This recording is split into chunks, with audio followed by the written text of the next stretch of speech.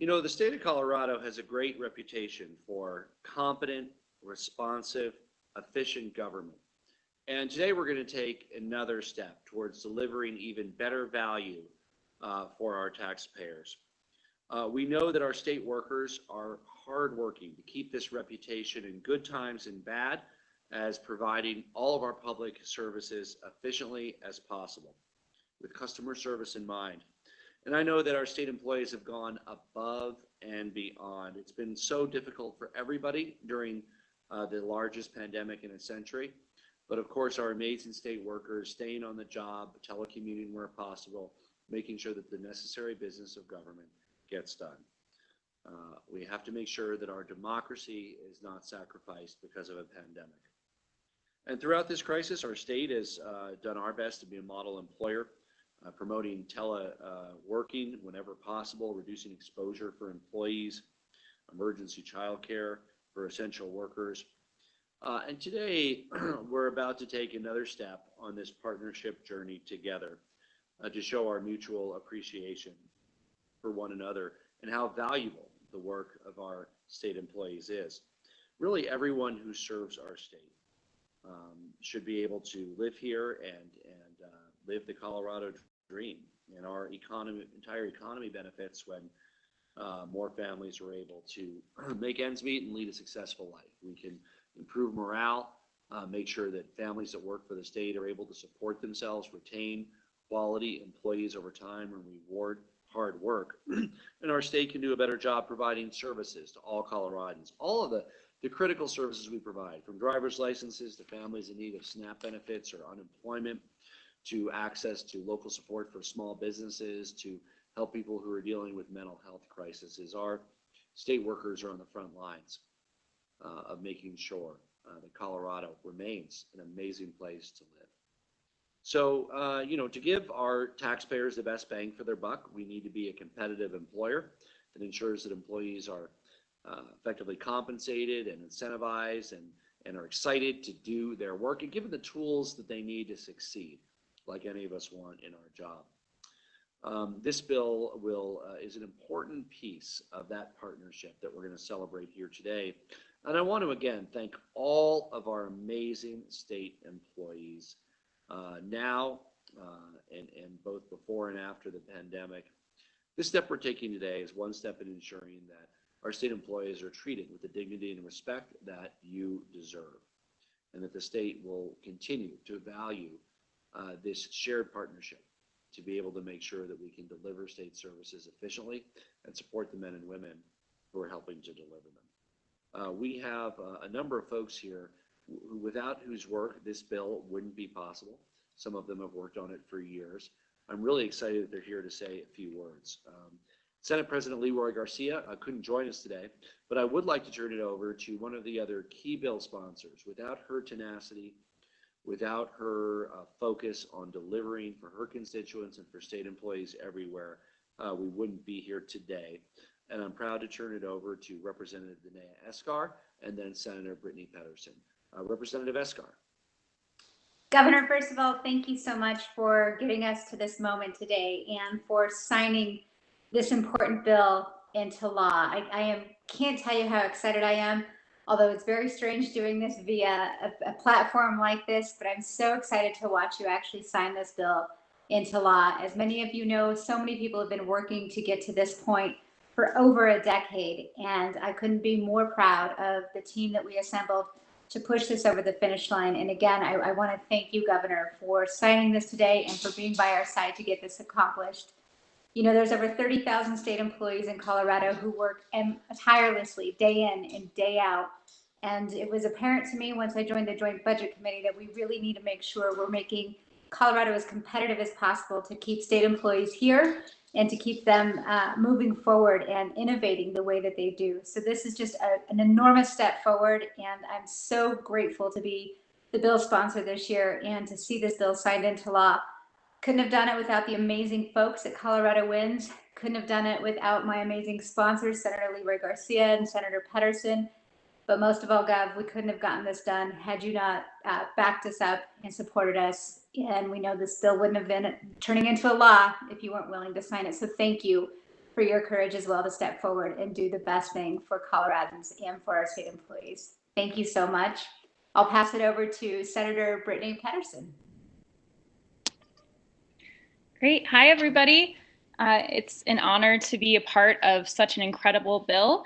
I'm happy that Davis gets to also join in this historic moment to sign this bill into law. So welcome to this little bub here. I want to echo what Representative Esgar said, to thank the governor for your partnership and work. I really especially want to thank you, Danae, for your advocacy and dedication. I know how many hours you spent over last summer and the fall with the governor, making sure that we were ready to move this bill forward. So thank you for your leadership. Everybody at Colorado Wins, I want to give a shout out to Hillary Glasgow, the executive director, and I know we'll hear from the president in a minute. But this was, when I think about how long we've talked about this and how needed this has been, it was before I actually was elected in 2012, but we've been talking about how we need to move forward and ensure that there's a collective voice for our state employees for a very long time. And our governor is a part of making that happen today. So really proud to be a part of this work, ensuring that workers not only have a voice in good times, but also in bad. It's even more important in the time of COVID, when our state employees have really, they didn't have a choice of not going to work during this time. They were the ones that were showing up every day to keep our state running and are going to continue to. And so as we look at these significant budget cuts across the board, I'm happy to know that they're going to be, that they're going to have a seat at the table in what this looks like. And so thanks to everybody for your leadership, and I will get to turn it over to Skip Miller, the president, now to speak.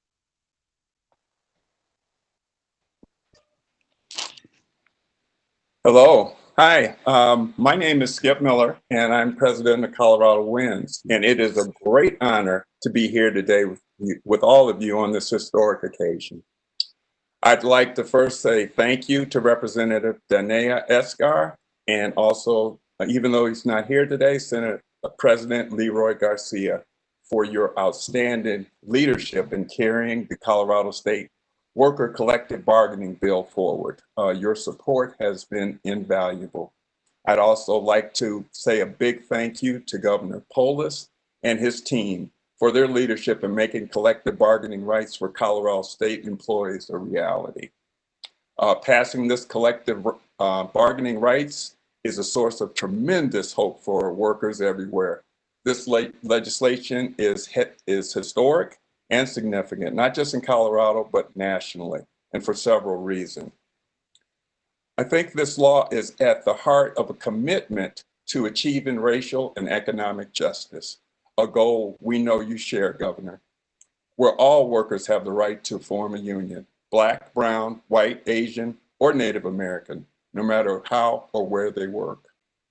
In supporting this legislation, you have set an important example for governors and other elected officials across the nation.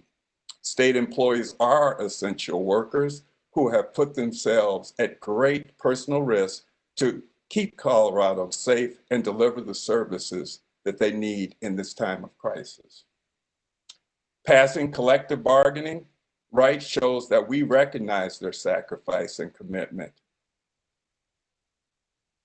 We look forward to a productive relationship to address the challenges facing the state workforce and the citizens of Colorado that they serve. Our work together on this legislation is an important step forward and a model for fostering innovation and providing quality public services. And again, I would like to thank all those that worked tirelessly to shepherd this bill through. I just want to give a personal thank you to all of those people. Thank you very much. And now I'm gonna turn it back over to our governor, Jared Polis. Thank you, Skip. In addition to thanking Senator Garcia, Senator Pettersen, Representative Esgar, I want to thank you, Skip. I want to thank Hillary Glasgow, everybody at Colorado Wins. I want to thank SEIU, AFT, and most of all, the over 30,000 men and women who do amazing work for our great state of Colorado, day in and day out. And I want to thank the sponsors of the bill, as well as WINS, for working with us to get this right. We knew we wanted to do this with you, but it needed to be done in a way that works with our budget process and the timelines and the unique way that Colorado does things. And it's it has to be an approach that works, and we're confident that this bill is. And I want to thank you for being able to work out those details starting last year, right when I took office. Really, we started to work on the details of this bill with you, and I'm really proud that we were able to get it done here in our second legislative session. So with that, I am now going to make this bill into law by signing my name. Here we go.